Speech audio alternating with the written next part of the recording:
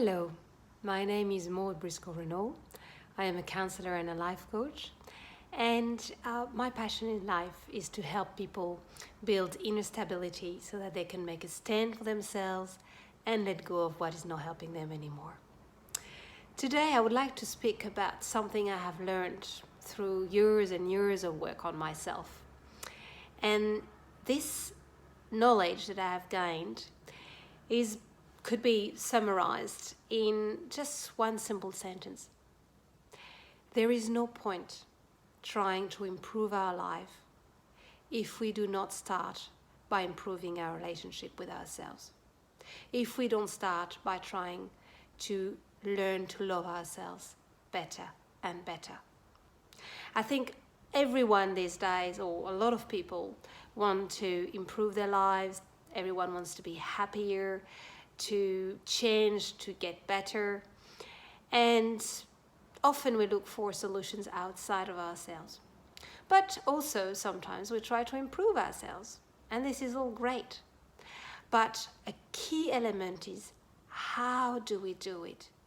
Do we do it in a very forced way, or, where the will is coming really from our mind and we just want to get there and we try hard and we're a bit harsh on ourselves?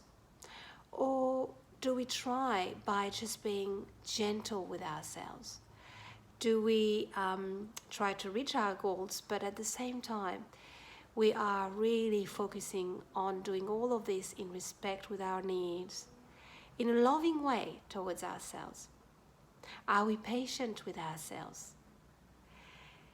This is really, really key. And I can promise you, I went in those places where I was just trying. I was very voluntaristic in my head. And I saw so much change the day I decided to do things in a different way, which was a more compassionate way towards myself, a more patient way towards myself. And always looking at how can I treat myself the best way in this effort to change and improve myself and improve my life. The day I did that, everything changed. First of all, I was much more positive about my progress. And secondly, I actually was progressing quicker. So I really would like to invite you today to do two things, really. You can choose the one you want, or you can do both. Just the first thing you can do is to observe your life and look at how do you relate to yourself, generally speaking, in your life. Are you harsh on yourself? Are you judgmental? Are you very demanding on yourself? Or are you forgiving? Are you patient? Are you gentle and caring for yourself? That's the first thing. The second thing you can do is to look at how do you deal with your goals in life, your objectives, when you set yourself to do something.